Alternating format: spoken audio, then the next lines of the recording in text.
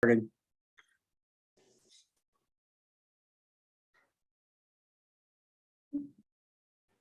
morning and welcome to the Arundel County Delegation Meeting. I'm Delegate Heather Bagnall, Chair of the delegation with Vice Chair Delegate Dana Jones.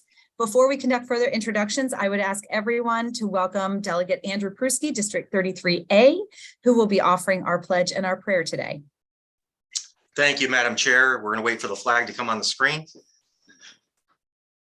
I pledge allegiance to the flag of the United States of America and to the republic for which it stands, one nation, under God, indivisible, with liberty and justice for all.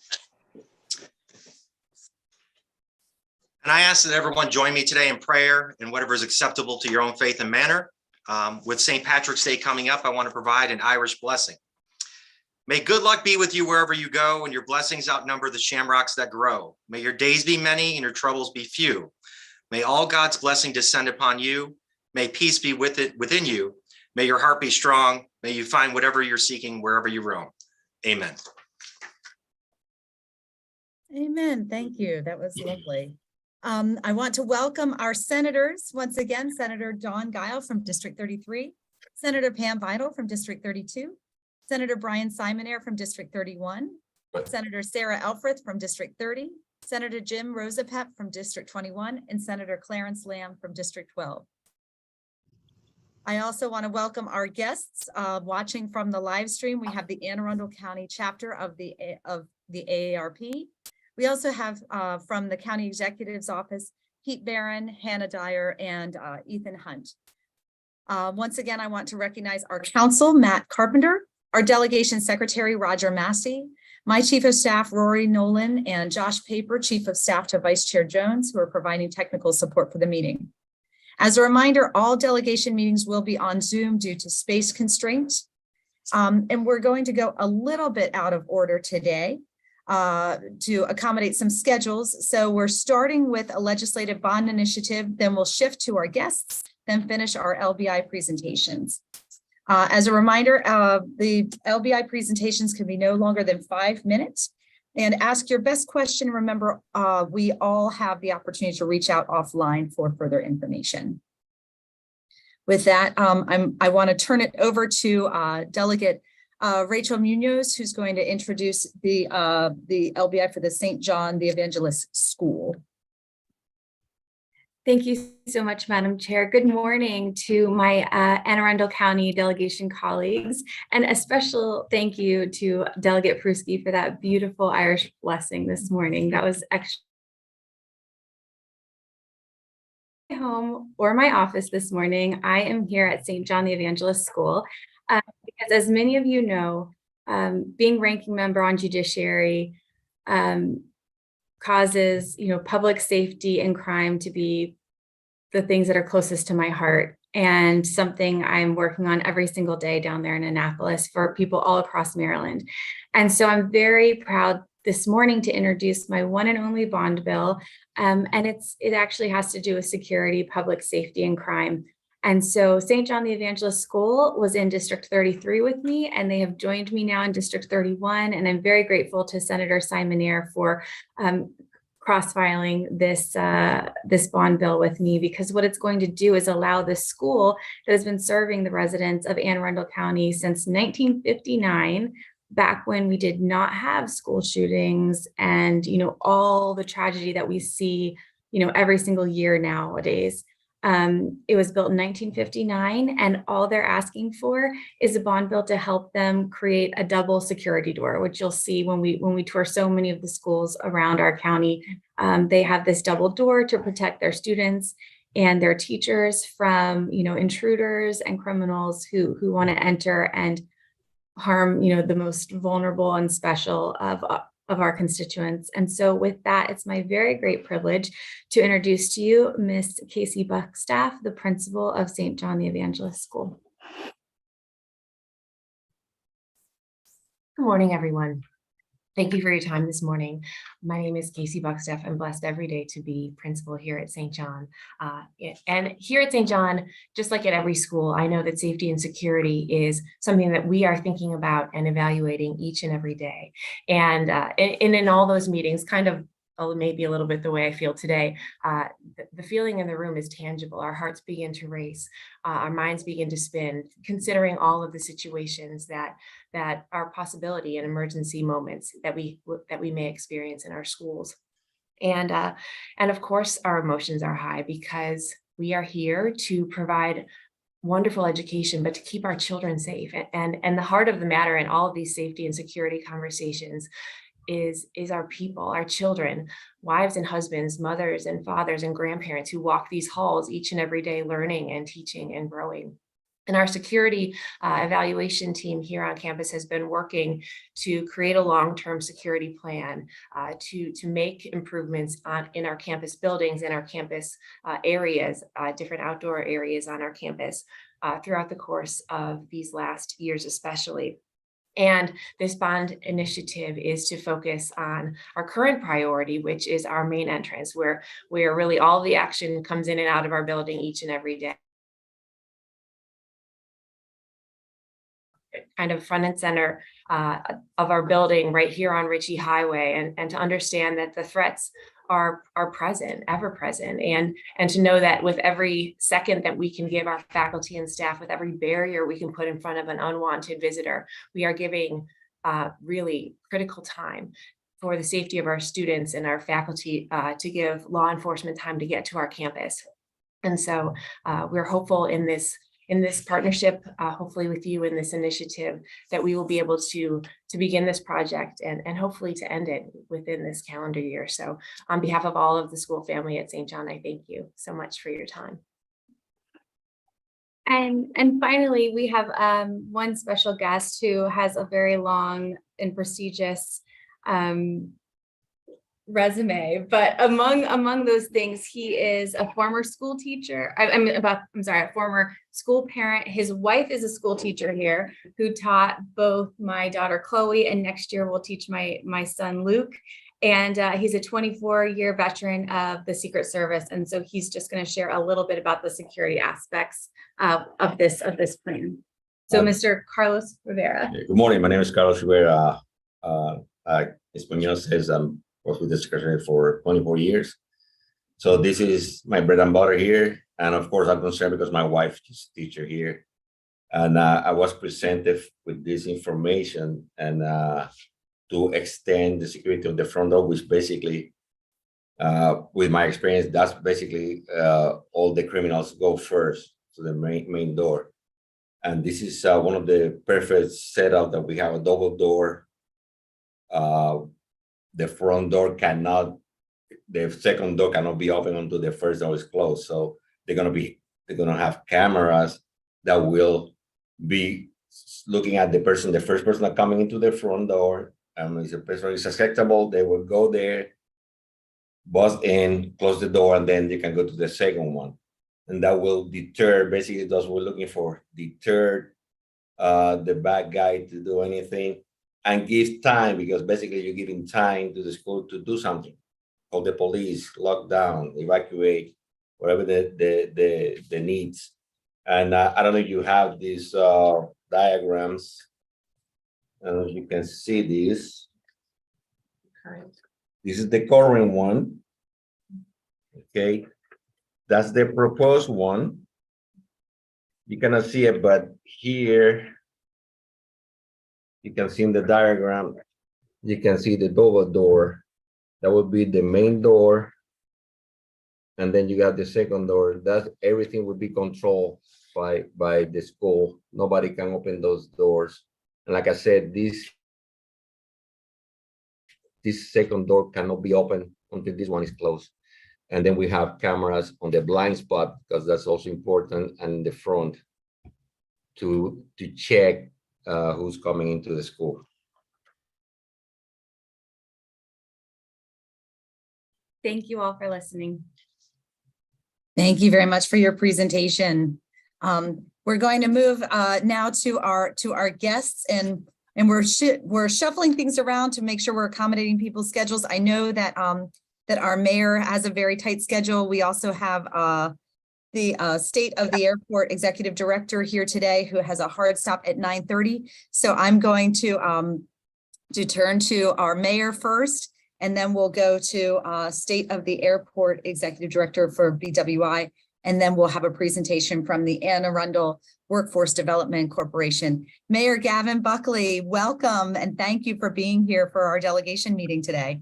Well, thank you so much for having me. I feel like I'm back with some old friends. Can't wait to see you guys in person again. But we are happy that you are back in full force at the state capitol.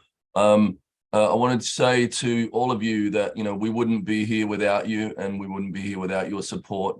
As the state capitol, and as Governor Moore has stated, we want Maryland to be a leader.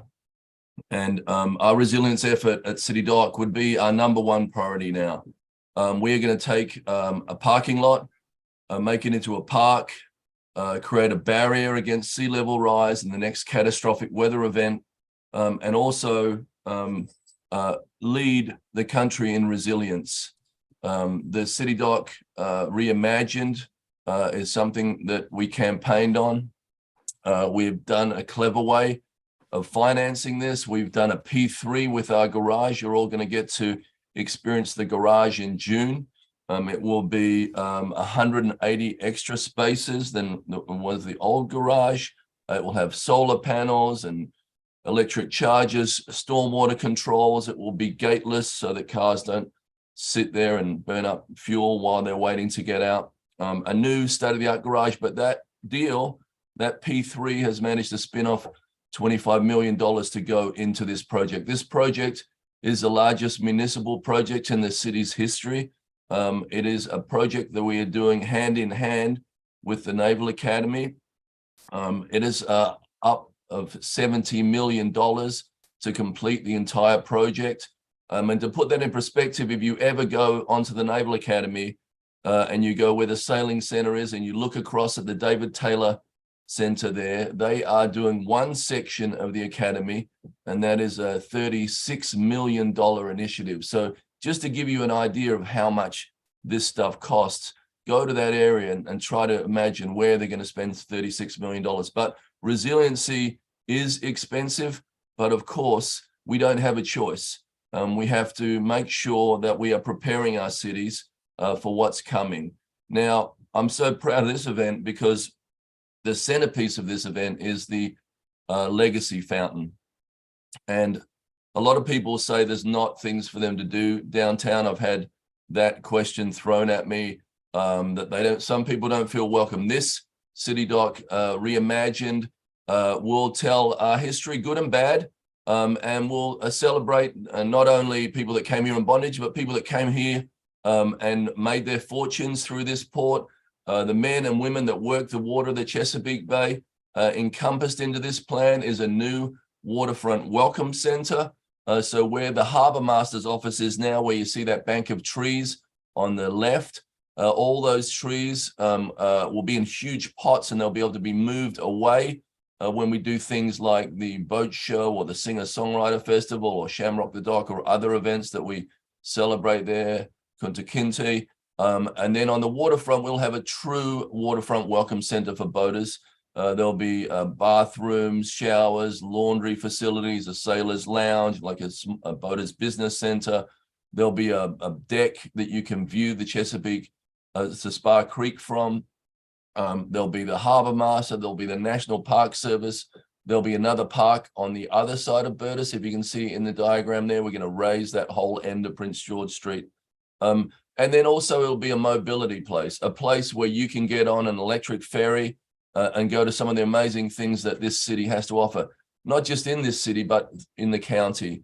You'll be able to leave from the Waterfront Welcome Center in a kind of a terminal area there that we hope, and get to places potentially like Greenbury Point, Holly Beach Farm, Cars Beach, into Back Creek, up Spar Creek to Hawkins Cove, to the Maritime Center.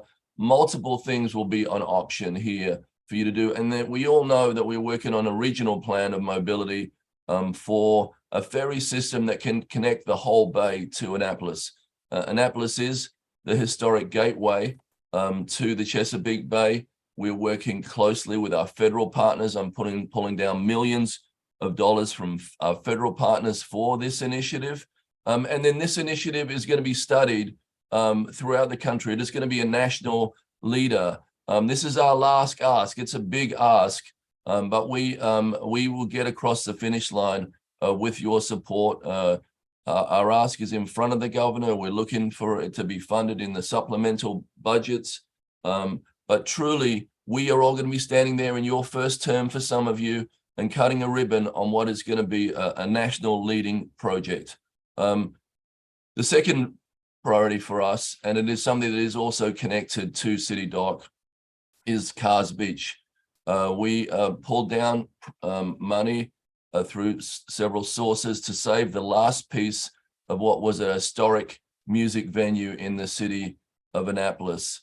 People came from all over the region to listen to Little Richard and Chuck Berry and Stevie Wonder, Sarah Vaughan, Count Basie, Duke Ellington. 3 decades of amazing music happened on this property.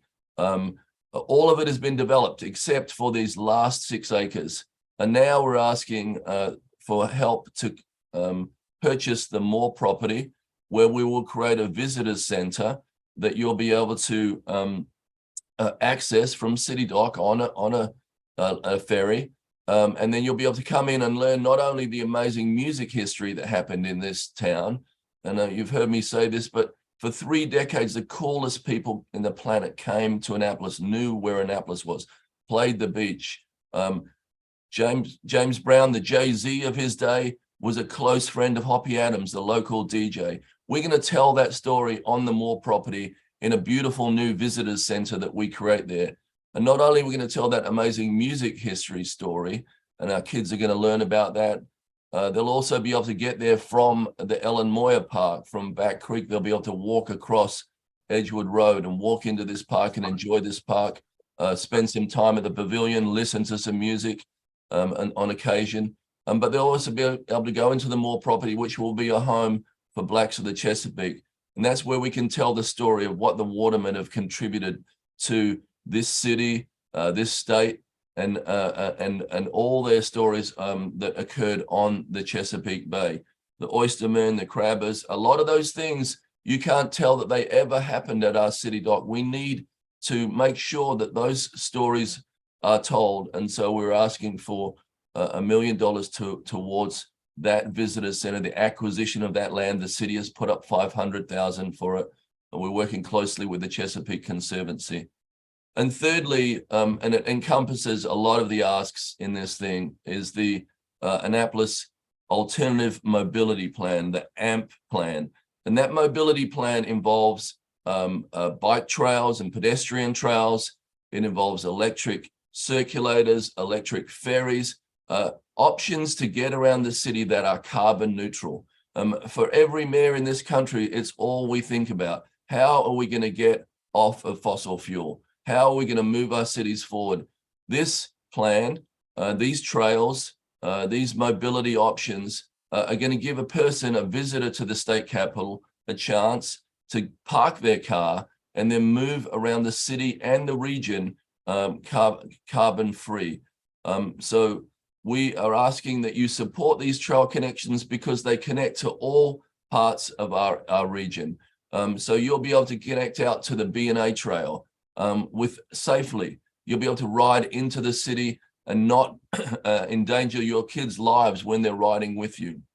A lot more people would bike to work, and we could work towards that Danish model of 50% of the people getting to work on bikes if we create safe infrastructure. And then on the other side of town, you'll be able to get out to Quiet Waters Park on these things. You'll be able to connect out at the Westfield Mall to the South Shore Trail that's going to be coming in, and the multiple transportation hubs that we are working closely with the county executive.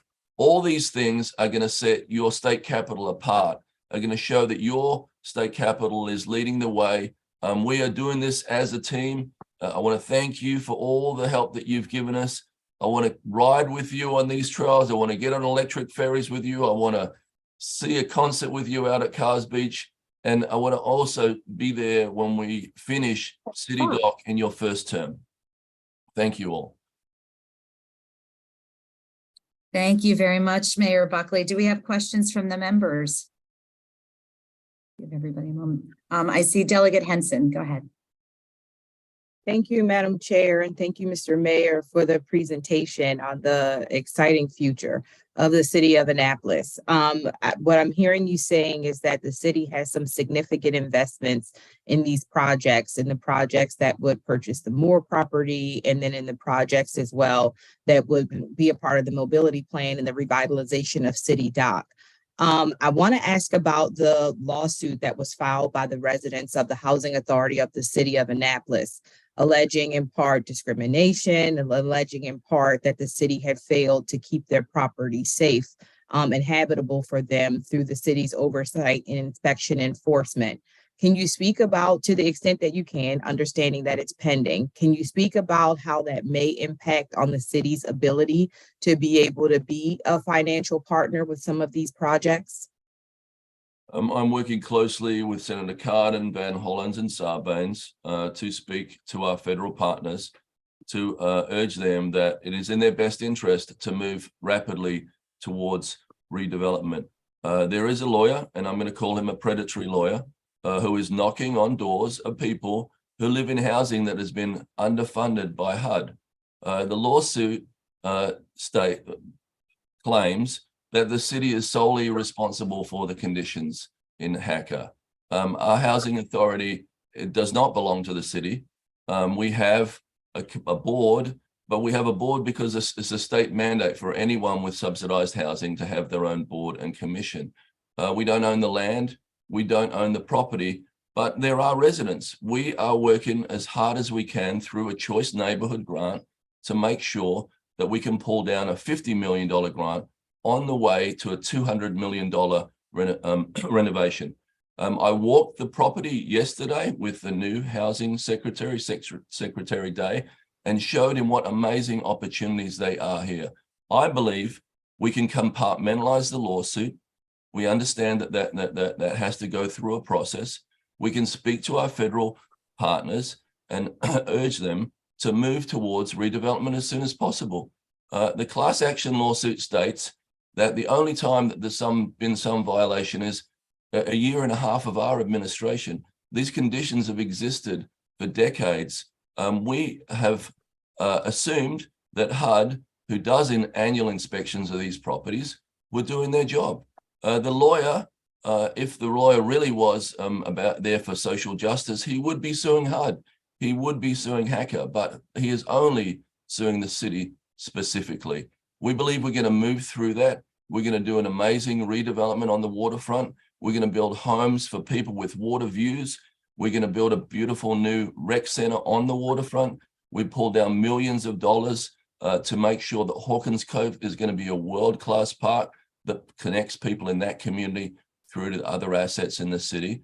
And we're going to get through it. But we get sued as a city all the time from everywhere. Everyone thinks that the city has deep pockets, and it's just part of government and local government especially.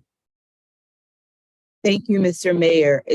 Are you able to in any way comment on any potential financial exposure? I know that reports that we read indicated that the exposure could be as great as $30 million because of the self-insured nature of the city that could have significant abilities to be able to be partners on some of these projects that I know that the city's seeking state support for. Are you able in any way to comment on that? I would just comment that, the city is self-insured, and so we have to fight these allegations. We don't believe that they're true. We have done, in my 5 years, we've done more for inspections than anyone's done in decades. The former Mayor Panlady, started the inspection process and stopped it a few months before the election. I didn't pick it up for a year or so because I was learning. There's a lot to learn on this job, and you all know when you first come into office, it is daunting. But we've moved forward. Sometimes we're accused from the Housing Authority of being too harsh in the inspections. And the former housing director said the inspection process is going to bring the organization to its knees. The organization was already troubled, and the current director has been given a really bad hand. Not only has she been given a lawsuit, but COVID happened. Residents stopped paying rent, less money from the federal government. A very, very challenging hand that she's been given. But we're working with them every month on the Choice Neighborhood Grant Plan. We've got resident trust. We're going to inject mixed income housing into that community, and the residents are supporting that. That mixed income housing is going to be a lifeline. It's going to provide a revenue stream for HACA. HACA has no revenue stream, no land banks, less money coming from the federal government. We put money in there in different ways, and we're discussing other ways that we can help. But we are going to get to the other side of it. Thank you, Mr. Mayor. And I know we have to move forward in the agenda, so I'll end it with asking about public safety. I know a number of the trails and the different ways that you envision connecting the city will Delegate also Henson? require it to be safe as well. Is there any comment you can make about public Delegate safety in Henson, can we Annapolis? go to Delegate Bartlett and I'll come back to you? Sure. But I could speak really quickly to public safety. You know, Jane Jacobs says, you know, eyes on the street are the best way to keep communities safe. And so these trails will be used by everybody, and they will be safe because you get frequency of users, and then neighbors look out for each other. And that's why we're making sure that recreation and these mobility plans are a huge part of what we're designing. Many of those trails are going to go through for instance, the West East Express is going to go through 3 subsidized housing communities and past 2 schools. It's also a place for people to recreate on, a place to get mobility, a place for us to meet one another. Thank you very much. Delegate Bartlett. Thank you, Mr. Mayor, for being here. It is a pleasure to see you. Excuse me. It is a pleasure to see you, and unfortunately, I don't get to see you enough. So I am going to make my ask now in case I forget. And that is, I hear a lot from constituents and just Marylanders in general who come down to Annapolis, mostly during the time when the General Assembly is in session, but also at any other time. And that is getting to Annapolis from other parts of the state. So I just wanted to ask, and I'd be willing to, work with you. Most of my influence is through, the Judiciary Committee, but if there's anything that I can do to assist, I would like to work on getting better means of public transportation, because I do believe strongly in public transportation, into Annapolis from other parts of the state, and even far parts of the state, western parts of the state, just because this is the capital, and I think it should be available to the entire public as with the least path of resistance as far as having all the cars on the road. So I just thank you for your time here. I thank you for the work that you're doing. The projects that you're working on are very exciting. I know you've been talking about them for a number of years. I appreciate the graphics because I am a visual person. So I appreciate the graphics, but that ask, if you could consider that, I'd appreciate it. Thank you. We truly appreciate you, Delegate Bartlett, and we love you in that position, and we're looking forward to you being there for a long time for us. I'm 100% in support of that. This city used to have 2 trains that come here. We are one of the only state capitals without a train that comes into the city. And if we really are going to decarbonize our cities, there has to be efficient, modern forms of transit that get you in and out of your cities. It's a crime that we don't have a train into the city. I believe we as a group should be working on a triangulation between Washington, D.C. and Baltimore. We've got tech triangles in the Carolinas. We could do something dynamic if the 3 cities got together and created corridors between us and really worked as a team to elevate Maryland and Washington, D.C. So thank you for bringing that up. Thank you so much. Thank you. Delegate Schmidt. Yes, thank you, Mayor Buckley. Thank you, Chair. I had a meeting with MDOT yesterday and had a long conversation with them about connecting the 3 cities. So we had the transportation fair over the Calvert House, and I know that it's something on the top of their agenda as well. And just want to piggyback what Delegate Bartlett said about connecting the three cities and some sort of easier way to get there. Thank you. Thank you so much, Mayor Buckley. And I wanted to circle back on a couple of things. It looked like from the map, I know one of the concerns about the revitalizing the city dock was concerns about access for the boats like Watermark Cruises and some of the other cruises to make sure that they could get that they were ADA accessible, and also that they could get deliveries like, you know, for supplies, and also like they have musicians. And it looked like on the maps there was now an access road, because I know initially it was going to be park, and there was concerns about the ability of getting deliveries to those boats. Is that in the map? Am I correct? Very much so. And again, it is a crime that this city, that is the home of the U.S. Naval Academy, has very limited ADA access for boaters. We're very proud of the work that we're all doing together on the Crab Boating Center, but our city dock should be a place where wounded warriors can get on the water. So we're making sure that that's part of the design.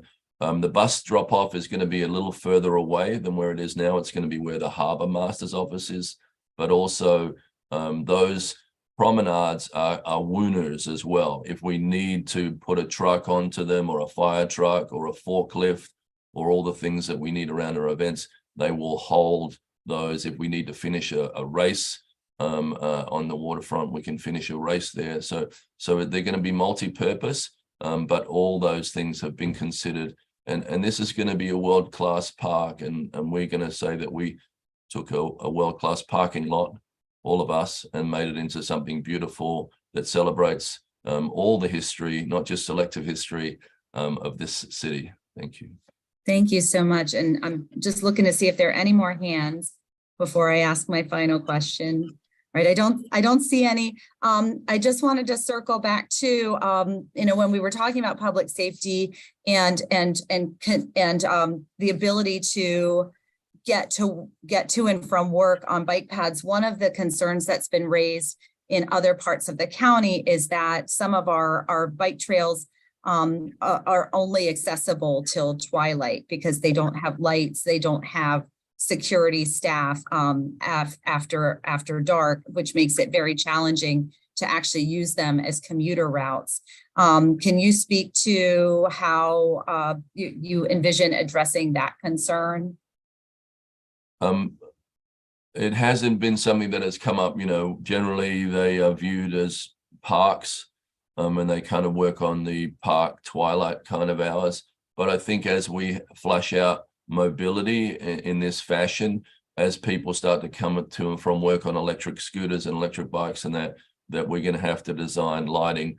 Some of the lighting issues have challenges because they back up to neighbors and things like that. So I think there's some complexities to it, but obviously they've worked it out in Europe, and we can work it out here, right? Well, thank you so much, Mr. Mayor, for making time for us today. We really appreciate the work that you do and the advocacy that you do for the city of Annapolis, our beautiful state capital, where we are all pleased to be working these 90 days. And for District 30A, they have the advantage of being here year round. With that, we're going to go ahead and turn to our next presentation, which is the state of the airport. Welcome, Executive Director of BWI, Ricky Smith. Welcome.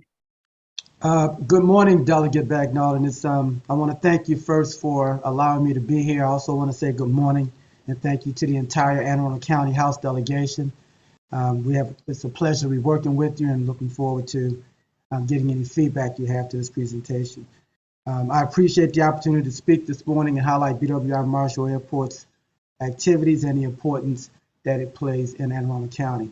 And again, I do appreciate all the work that the Anne Arundel County delegation does, and I also appreciate the role that the airport plays in the Annapolis community. We're very proud that BWI Marshall is home, finds Anne Arundel County to be its home. So the airport, as you know, plays a critical role in supporting travel, tourism, business in general throughout the state of Maryland and National Capital Region.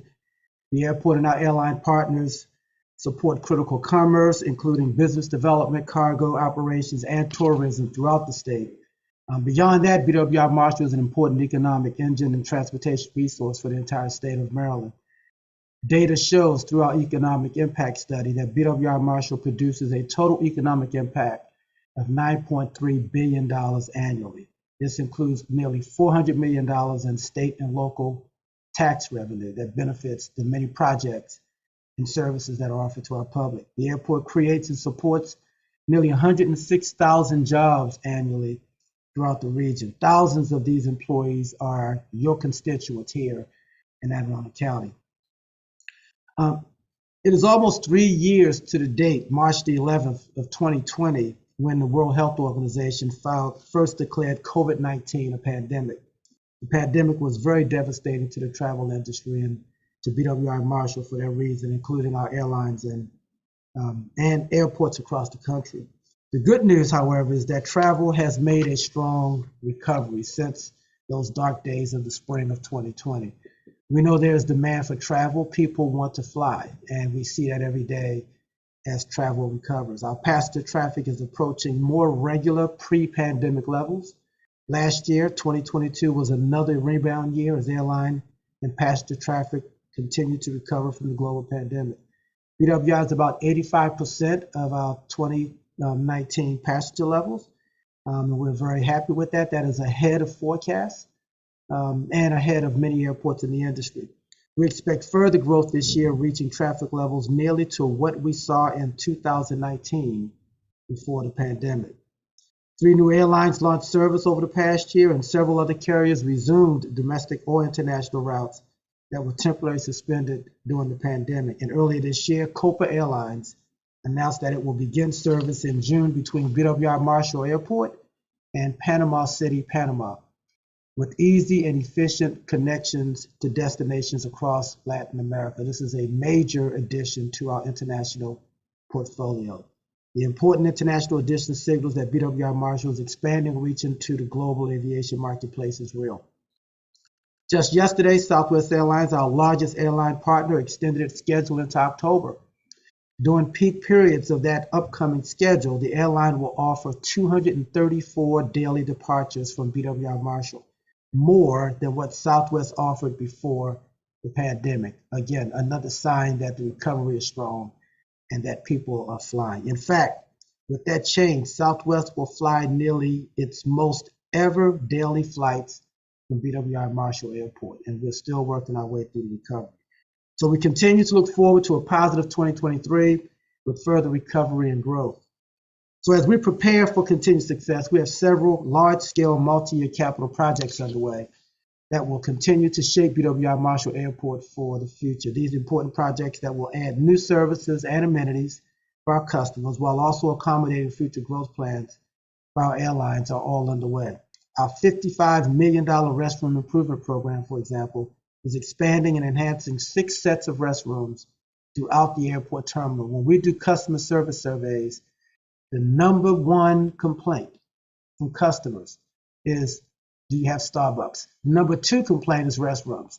And so we have to make sure that our restrooms are not just available, but they're also sized properly to handle the forecast passenger levels. And so the improved facilities will help ensure excellent passenger experience. Site development continues on time and on budget for the creation of a major maintenance hangar for Southwest Airlines. As Southwest, as their first maintenance facility in the Northeast U.S., the hangar will accommodate 3 Boeing 737 aircraft, along with the exterior apron space for 8 more aircraft. We've handed over part of the site to Southwest so that they can begin constructing the facility. It is important to note that this facility will not result in additional flights. Southwest will schedule the maintenance of those aircraft as a part of that aircraft schedule inbound to the airport. And so we will not experience additional operations because of this facility. And the major multi-year Concourse AB baggage handling system program will transfer their passenger experience to provide additional capacity for Southwest Airlines as well. This is the largest single capital project in the airport's history. It will introduce a new state-of-the-art baggage handling system. Those of you that have flown through the airport know that one of the other complaints we get is the baggage handling system. And so we're investing to make that experience much better, as well as new food and retail operations, restrooms, and a direct connection between concourses A and B. And so I do want to take a brief moment to emphasize our work to support our local communities here in Anne Arundel County. Consistent with Governor Moore's vision, we take the responsibility of being a good neighbor very seriously. And this isn't a new development. We've taken this position for a very long time. We view all of these important advancements that I've talked about this morning in the lens of working closely with our community and with our partners across the state and the region. As such, we have a comprehensive noise program to help support our neighbors and local communities. One important recent example of our commitment to help address local concerns related to aircraft noise is the BWI Community Roundtable, following the FAA's creation of a new arrival and departure procedures, one that, quite frankly, we took issue with as part of a national next-gen airspace changes. We engaged local residents and elected officials to create the roundtable. Beginning in 2017, the roundtable has included representatives from multiple communities near the airport in order to provide a forum for local residents, elected leaders, and the FAA to work together to address aircraft noise. The FAA wanted recommended corrections to the flight path changes to be one voice representing the community, not multiple voices coming from the community. And the roundtable was created to achieve that arrangement. Thanks to the important work of the roundtable, the FAA is working to revise flight paths near BWI Marshall in order to address many of the concerns that have been raised.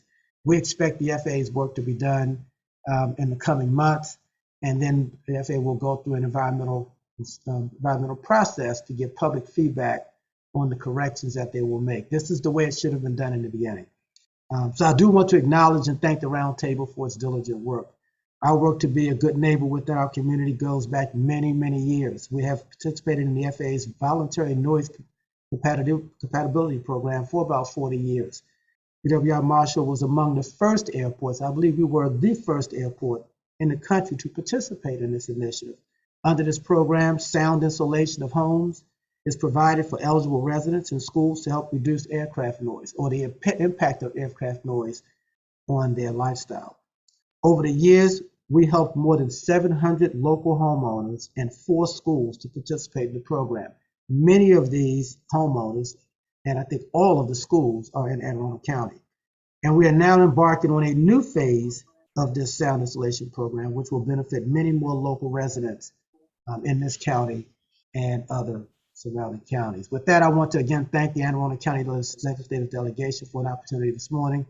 BWI Marshall Airport is an important resource for the county, its residents, and the visitors. And as such, I appreciate the chance to talk with you this morning. And I am happy to answer any questions that the delegation members might have. Well, thank you so much, Mr. Smith, for all of your work, and especially for working so hard to be a good neighbor and a good partner. I know we have a question or a comment from Delegate Rogers. Go ahead.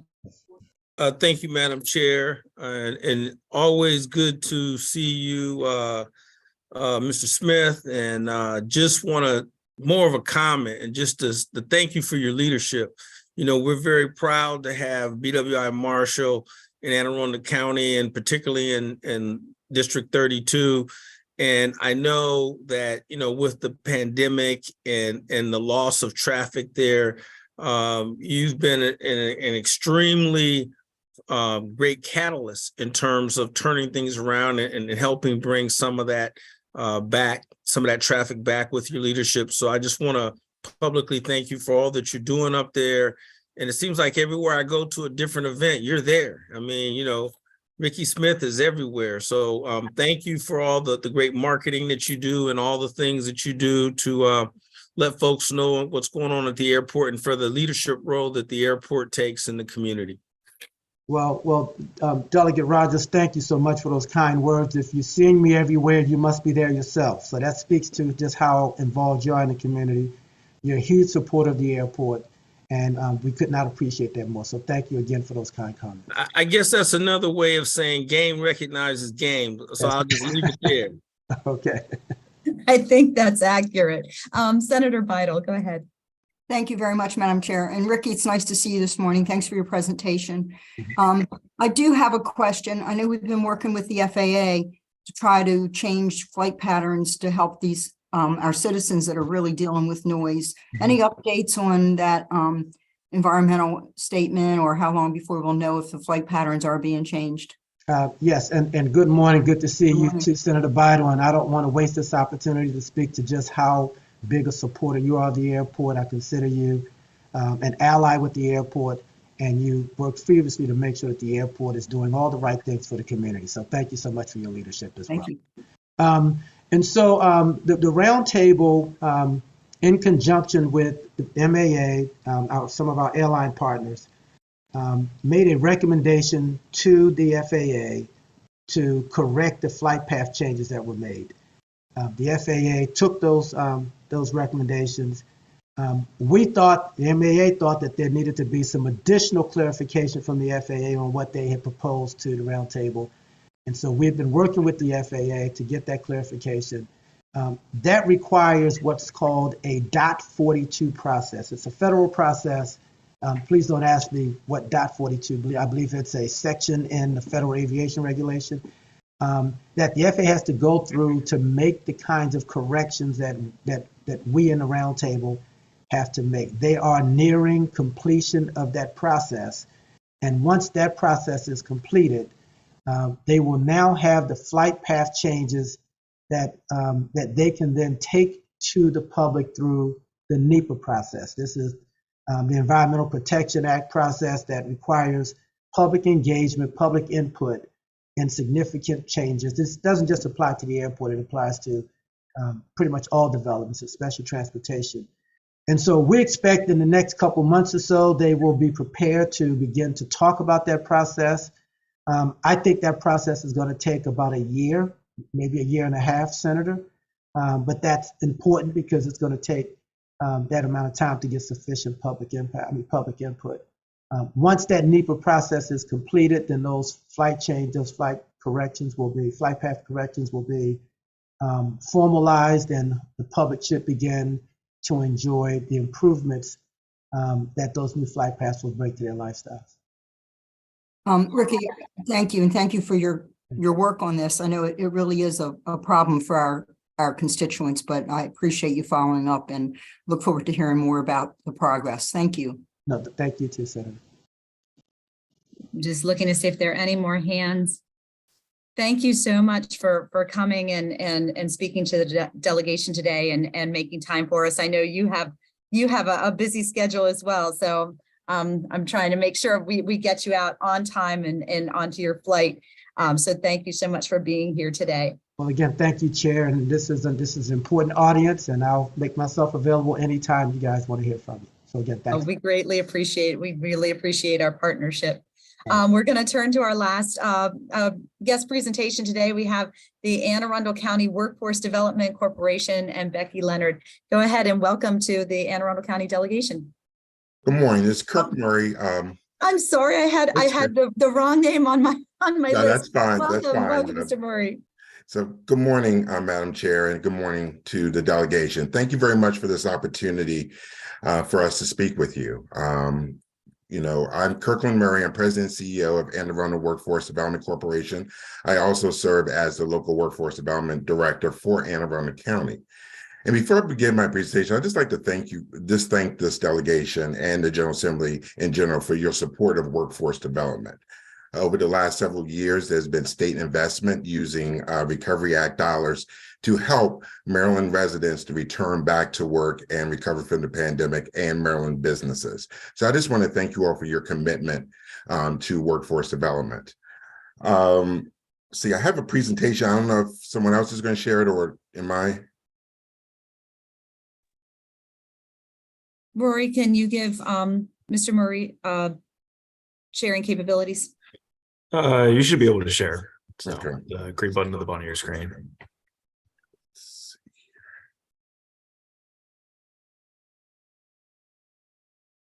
Well, I'll tell you what, I'll send you the presentation. It might be easier to just do that. And let me just have a conversation with you all this morning.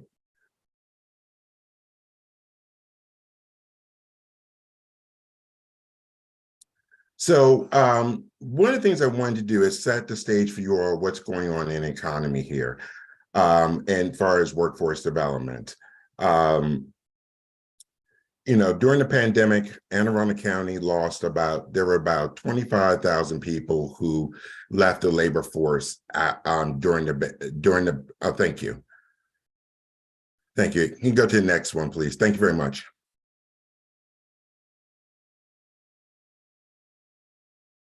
Go ahead.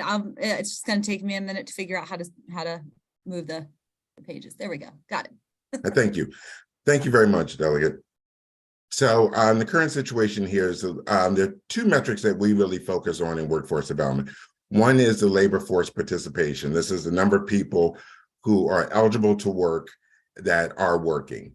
And during the pandemic, as you can see, that the labor force participation dropped dramatically.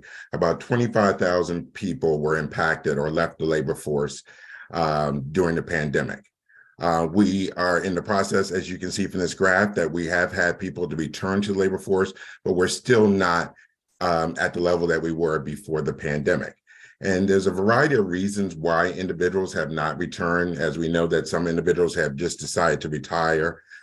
We know that there were parents who have decided to leave the labor force to homeschool their kids and to provide those type of, stay home and support their family. We're in the process of working with Towson State University to do a deeper dive into this, to really find out why individuals left the labor force and are they planning to return and what supports they would need to return so that we could continue to have a vibrant labor force here in Anne Arundel County. The other number that we look at is unemployment. And during unemployment, Anne Arundel County has a very low unemployment rate right now. As you can see, there are about 8,300 people in Anne Arundel County now that are receiving unemployment benefits or on unemployment. With these two things happening, with a decrease in labor force and low unemployment, this is leading to a situation where it's hard for our businesses to attract the workforce that they need. Next slide, please. So this is a little bit of data on what's going on the demand side for businesses. As you can see, in February, there were over 30,000 job openings in the Maryland Workforce Exchange, which is the state database for job openings, versus about 10,000 candidates that were actually enrolled in the Maryland Workforce Exchange looking for work. So that mismatch has really led to workforce development, really focusing on working with businesses to help identify what open positions they have, what are the skills needed, so that we can not only train and upskill the individuals who are looking for work, but we can look at innovative ways of attracting new people into the labor force. As you can see from this chart here, that a lot of the jobs that are in demand, especially here in Anne Arundel County, should be no surprise to you. There are a lot of highly technical jobs, a lot of highly skilled jobs, and in the IT industry, healthcare industry. Of course, retail still remains a large occupation here in the county. So this is where workforce development comes in. This is where our role is, and this is where we add value. We add value by understanding what businesses need and understanding what job seeker skills, what skills the job seekers currently possess, and really filling that gap. This is where we use a lot of our federal funds and even state funds now through programs like EARN to really help upskill county residents so that they can move into these higher skilled jobs.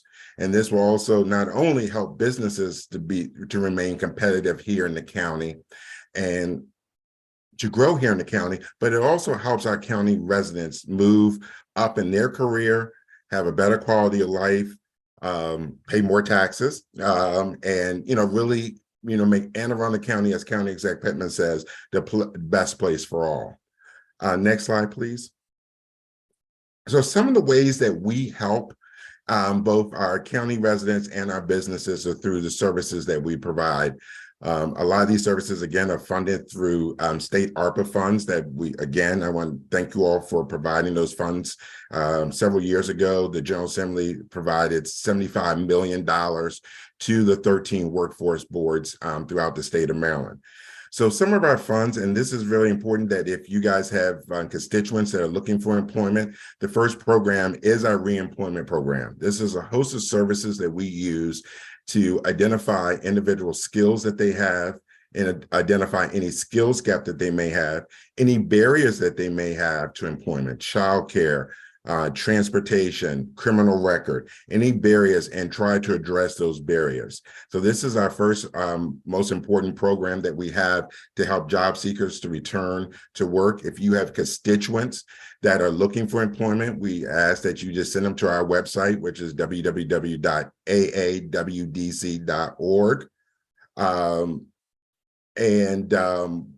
They can sign up and we will follow up with them and get them connected to our services. At the bottom on the next thing under the residents is our pop-up. This is something that we've been doing in partnership with the county libraries, that we have staff going into the county libraries to provide one-on-one services and workshops for individuals in the county. This is about us bringing more services to the individuals instead of the individuals coming to us. We want to make sure we're making sure that everyone has access to quality workforce development services. We're also in the communities. We have several staff that are based in several communities. We partner with Anne Arundel County Housing Authority, that we're in Meade Village and in Freetown. We're also in Annapolis. Working with the Housing and Authority in Annapolis and at the Stanton Center in Annapolis. We're over in West County at the library in West County. To support our businesses, for your businesses that are in your district that need assistance with connecting to workers, that's what we do well. We have several job fairs that are coming up soon. You just had Ricky Smith on. We're doing a job fair coming up at BWI to help people connect jobs at BWI. We're doing a major job fair up in North County at North County High School. Right now, I believe we have 80 some businesses that have signed up to be there and over 300 county residents that have signed to attend that. We also help businesses to upskill their existing workers. This helps the business to remain competitive and then also help that individual to move up in their career. So our upskilling services that we can reimburse up to 50% of the cost for a business to upskill a worker. And then, as you guys know, it is a major priority of the federal administration, the state administration, and County Exec Pittman to increase the number of apprenticeships and really working to do that. So our team is working with businesses to educate them on the value of apprenticeships and how that can really help businesses bottom line. I had the opportunity yesterday to speak with a staff person from the Swedish embassy in Washington, D.C. about the Swedish model of apprenticeships. And we're going to be working closely with them to educate businesses, not only in Anne Arundel County, but throughout the state on the value of apprenticeship. I had the opportunity last night to also speak to the Fort Meade Alliance, that we're looking at partnering with the Fort Meade Alliance to create an apprenticeship in IT to help the defense contractors to get their skilled workforce that they need. So this is going to be a major initiative for us, is increasing the number of businesses that are using apprenticeship as a way to attract and upskill and retain their workforce. At the same time, connecting more Anne Arundel County residents to the opportunity of apprenticeships, where they can start in an occupation, move up in that occupation, gain more skills, and gain more wages. Next slide, please. So, of course, something that I'm sure you guys are very involved in, and it's definitely taken a lot of our time, is Maryland Blueprint. We are so pleased and proud and honored that the General Assembly and the Blueprint legislation required that $62 per every registered student in K through 12 in the public school system comes to the local workforce board. Myself and my other 12 colleagues throughout the state, we've been very much working with the AIB, with our partners, our local school systems, our local community colleges, to make sure that we meet the AIB's deadline of March 15th to have an implementation plan. As you are aware, the legislation requires that the local workforce boards do career counseling for every middle school and high school student. So Anne Arundel County Workforce Development, in partnership with Anne Arundel County Public Schools and Anne Arundel Community College, we've been working very diligently to create our MOU and our plan. Our plan is starting with career exposure in the middle schools, making sure that all 6th, 7th, and 8th graders are exposed to the different careers that are out there, for them to really have hands-on opportunities to look at different careers, bring in guest speakers. We're looking at using virtual technology to be able to bring into the classroom so that kids can really experience some of the different occupations that are there. We will continue with that with more career exploration with field trips. We're looking at in the summer, be able to have industry boot camps that individuals can, that students can go to get more information on occupations. We're also looking at making sure that the parents are involved and they understand, so they can encourage their kids and support their young people into going into careers that would lead to a family sustaining wage. As we move to high school in the 9th and 10th grade, we're really going to do more in-depth career planning and prep. And the ultimate goal is by after the 10th grade that kids can, young kids can go into a post-CCR pathway. We know that there are 3 pathways that are identified in Blueprint. One is AP classes, those advanced classes. Another one is dual enrollment, but then also going into CTE programs. We're working very closely with the CTE coordinators in Anne Arundel County to make sure that there's more opportunities for young people to graduate with either a industry recognized certification or being completed a registered youth apprenticeship program. So we're working very closely with the school system and our business community to create new opportunities for youth apprenticeships and making sure that kids are prepared to go into those youth apprenticeships. Next slide, please. So those are the end of my comments. Also wanted to let you know that on our website that the application for our 2023 Summer Youth Program is open. So please let your young people know to apply. We're very pleased and very honored to always to be able to provide that opportunity for youth over the summer for summer employment. Again, thank you very much for your time and thank you for giving me the opportunity to speak with you this morning. I would be glad to answer any questions that you may have. Well, thank you so much. And who knew that I was going to be calling on to Run Technology today? So I appreciate that. Well, thank you. I have a hand from Delegate Henson. Go ahead. Thank you, Madam Chair, and thank you, Mr. Murray, for the very detailed presentation. I have a question surrounding the labor market. I'm of the belief that people have not evaporated, that we do have people who have retired and left the labor market. But from what I see anecdotally, I think we also have a number of people who through some, good fortunes of the market have been able to negotiate better wages and simply aren't working 2 or 3 jobs like they used to do to make ends meet. You're correct. Does any of your data suggest that a part of what we're seeing in terms of the contraction is attributable to people working one job with value as opposed to multiple jobs? So anecdotally, yes. That I really believe that individuals really, not only because of higher wages, but just due to the fact that people really reassess their whole life during the pandemic, and they've decided that they're not going to work 2 and 3 jobs. So that's what we believe. That's why we're working with Towson University to do a deeper dive to really prove that fact. But I think you're 100% correct, Delegate Henson, that individuals are just not due to higher wages, due to just reassessing their life and saying that it's not worth it, that they're just not doing that. So I do believe that that's what some of that information, some of the numbers, some of the reasons why we have so many job openings is just that there are less people working 2 and 3 jobs. Yes. Thank you. And I do have a second question. I don't want to be interrupted, so I'll ask permission from the chair. May I be permitted a second question? Thank you, Madam Chair. We had a meeting yesterday, a briefing from our fiscal analysts, and they wrote the projected revenues down by nearly $500 million based on what's happening in the labor market and just the market in general. Tax sales, not tax sales, but sales and use tax. All of the different revenue sectors that we have are really experiencing some changes, some shifts in volatility.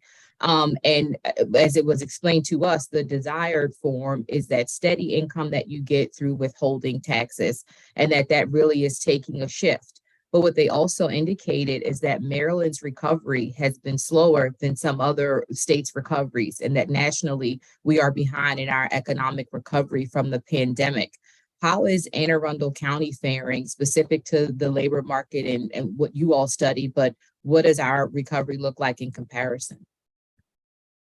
Well, I mean, I think part of that is that slide I was showing with the decrease in the labor force participation. I believe that there are less people in there. So that is what's having that financial impact, that there are less people in there working and paying taxes and things like that. So I think that's what's contributing to that.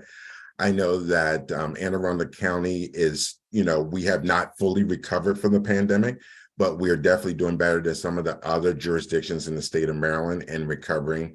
We are blessed that we do have a very strong defense presence here that was not necessarily that much impacted by the pandemic.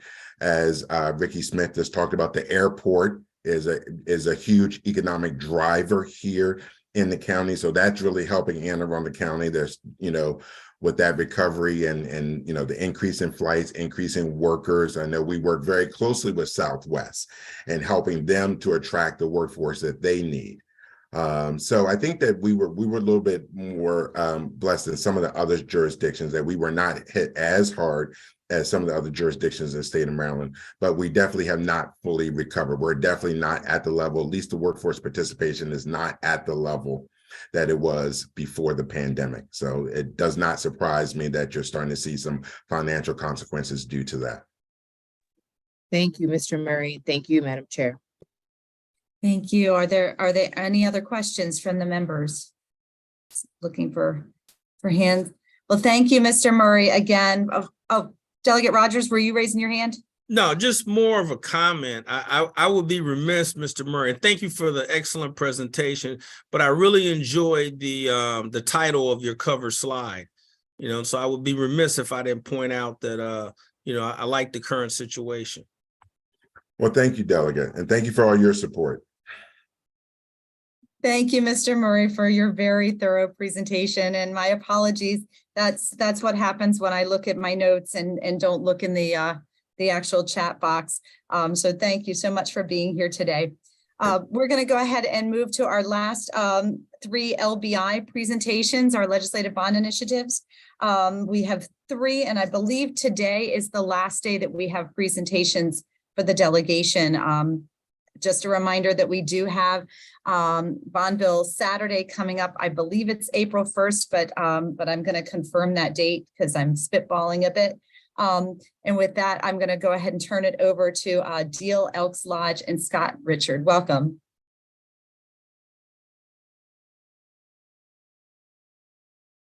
Do we have Deal Elks Lodge here? I think it might be Michael's iPad. I see him talking, but Oh, can you hear me now? yes. Yes, we can hear you. Go ahead. Okay. Thank you, Madam Chairwoman and delegation colleagues. My name is Michael Scott Richmond, and I am actually the grant writer for the Deal Elks Lodge here in Deal. I'm not sure if you know, our Elks organization is based on charity. We actually give a lot of money to the local community, whether it be children, veterans, fire, police, and the South County Food Bank. We also have just given money to the South County Youth Association. And what's nice is that we're really trying to get some money for our kitchen. It doesn't sound right, but we can't get money. We can't get money from our grants from the headquarters to fix up our own building. So what we're doing is we're actually looking to upgrade the kitchen based on, we have a lot of new members coming in. We're actually leading the state in new memberships for joining the Elks. It's become very infectious down here in South County. We've actually had 130 to 140 new members since the holiday season started in 2022. It's a great positive reflection in our community. We have a lot of people who want to know what we're doing. They're really trying to come on board, and a lot of the meetings that we have are during the week and during meal times in the evenings, and a lot of people are coming in for food. So one of the things that we noticed was that the last time our kitchen was upgraded was probably in the 80s. We have a lot of particle board stuff that is just deteriorating. It's really sad. But one of the great things is that since I've started in August as the grant writer, we're actually giving $10,000 already back to the community with grants. So something like this, where we're asking you for money, is actually being turned right back into the community, and it's like a win-win situation. So like I said, annually we're looking to give $15,000 to $20,000 in grants, which is a great reinvestment. And it's just a good thing, and I'm hoping that everybody will come on board with us and help us give back to the community a little bit better. I thank you for your time.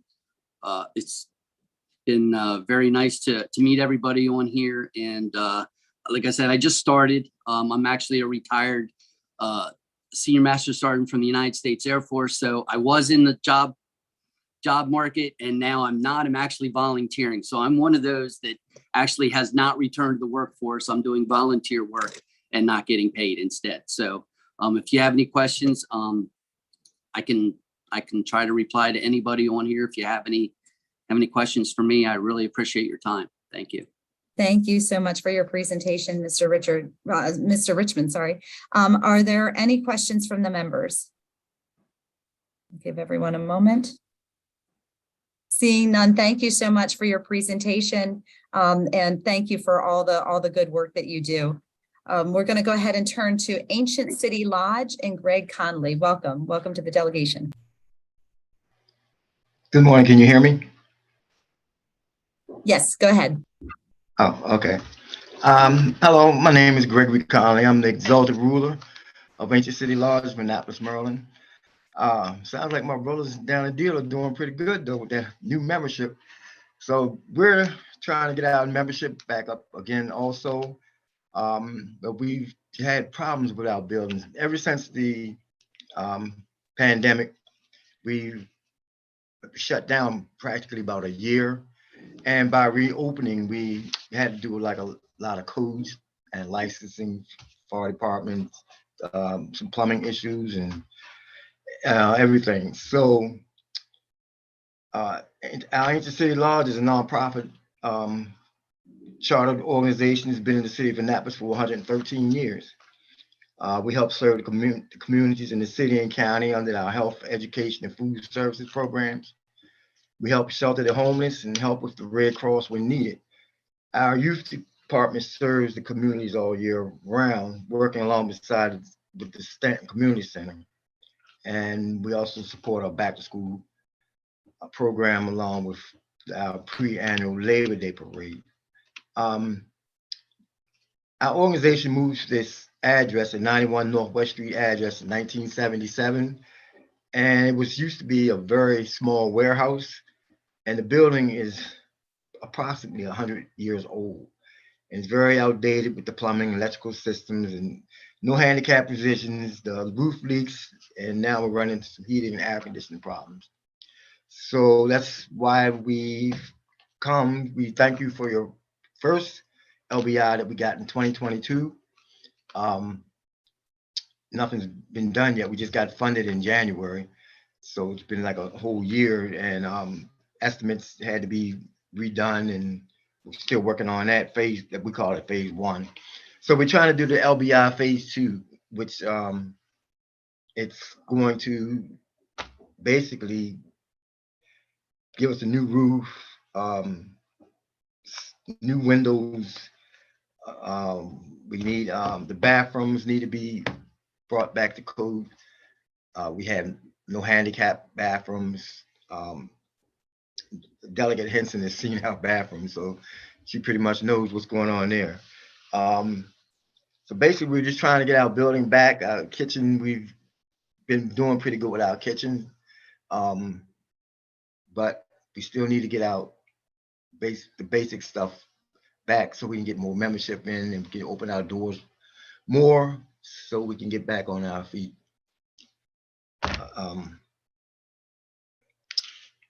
Basically, that's it. If I have any questions. Thank Thank you very much, Mr. Conley. Are there any questions from the members?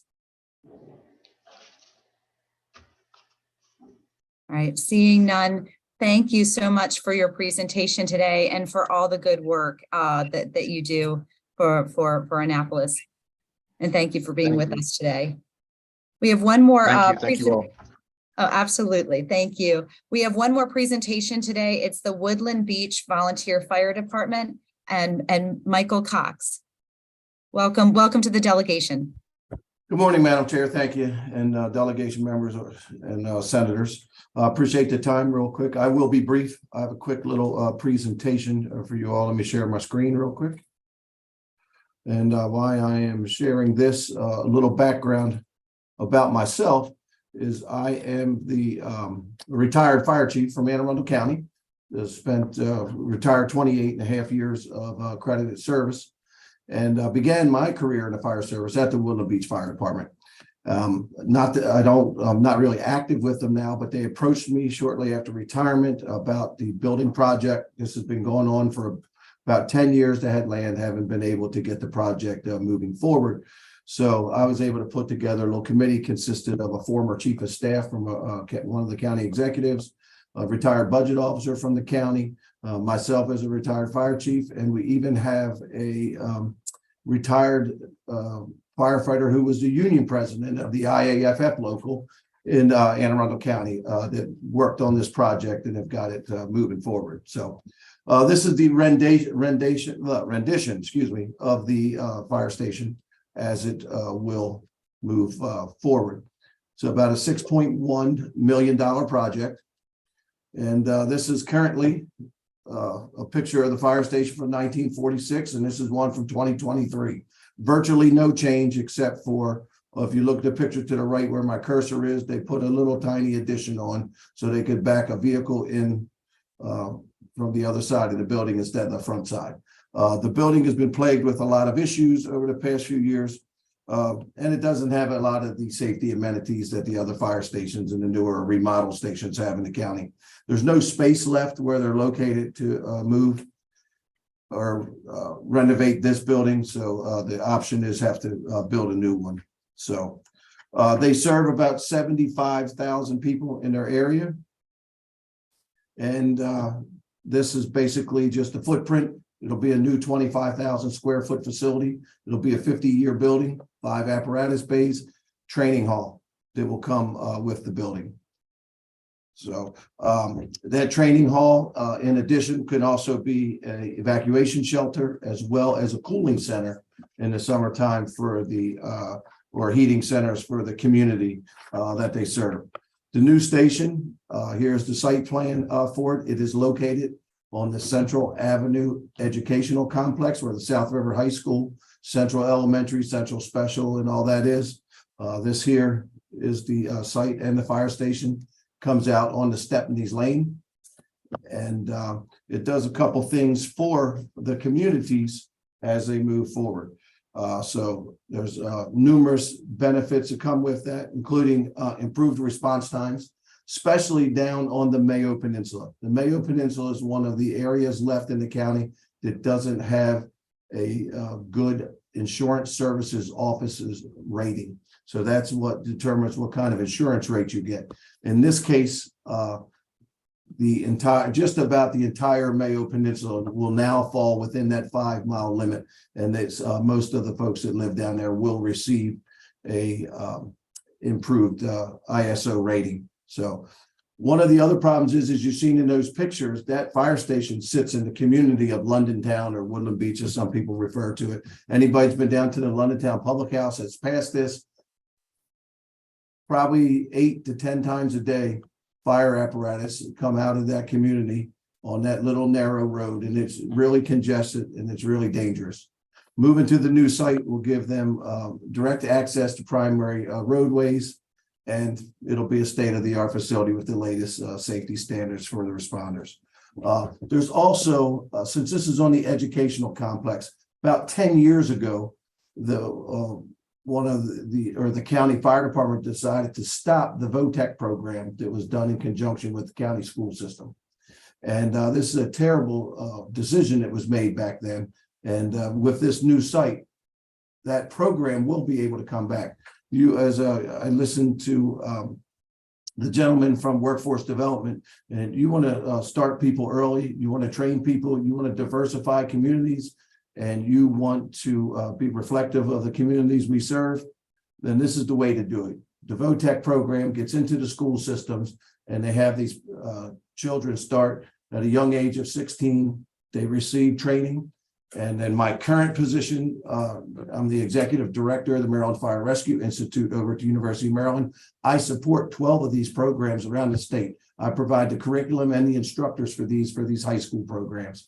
And this is just a win-win for the community, as well as another training spot with the training room so that folks don't have to run halfway across the county to the fire academy just to sit in a classroom, when they can take that in a training hall located in some of the fire stations around there. More importantly, this project is shovel ready. The site plans are done, and we're waiting just to file for the building permit and the grading permits to get this project underway. So, Madam Chair, I want to thank everybody for their attention, and I especially want to thank Senator Elfreth and Delegate Howard for this support. I'm sure Delegate Howard could add some information to this. Again, it's been a long time coming. It's been 10 years, but we got a group together to move this forward, make it happen for the citizens in the county. Thank you. Thank you very much, Mr. Cox. And I see Delegate Howard wants to contribute. So go ahead, Delegate. Yeah, just you know, what the chief was saying, when you come out of Stepney's Lane, you know, he's talking about response times down in the Mayo Peninsula. It's just a straight shot. And that's what that turns that into. And that's so incredibly important, because coming out of Edgewater now, it's coming out of the firehouse, it's making a left, it's making another left, it's making a right, you know. So it is greatly increasing response times and putting them within that 5 mile range. A lot of people, Senator Elfreth and myself, and I included, have worked very, very hard on this. And I just appreciate all the help. And you know, it's a team effort. It's not one person, it's a team effort. And I just thank everybody. But this is very, very critical, because it is a peninsula. It's 1 lane in, it's 1 lane out. And it is a long straight shot all the way down to Beverly Triton. And so it does greatly increase response time. So thank you. Thank you very much, Delegate.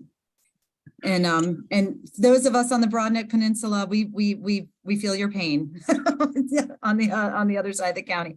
Any other questions or comments from the members? Delegate Howard, did you still have another comment? Okay. No, I gotta put my pen down. Sorry. Here we go. No problem. Just wanted to make sure. Thank you very much, Mr. Cox, for your presentation and for all that you do. You know, you provide an invaluable service to our county. So thank you so much. That is our final LBI presentation for today. Next week, we are going to have presentations from Luminous Health and the Baltimore Central Maryland Transit Future. Members, if you have not paid your dues, please get those to Roger Massey, and you will see that there is coffee and donuts in our hallway today, thanks to our Mr. Secretary. Any organizations who wish to be acknowledged can email our delegation secretary at aacd@mlis.state.md.us. I just wanted to remind our members that next week is crossover week, so make sure to get rested and refreshed this weekend as best you can, and we'll see you on the floor. I also wanted to let you know that I spoke to Delegate Simmons, who is recovering at home, doing very well, probably watching us from the live stream, and will likely be joining us for a future delegation meeting. But we did encourage him to make sure that he was focusing on resting and recovering. But he said, thank you to the entire delegation for your well wishes. With that, do I have a motion to adjourn? Any other questions or concerns from the members? And can I get a motion to adjourn? Motion to adjourn. Second. Thank you very much. We are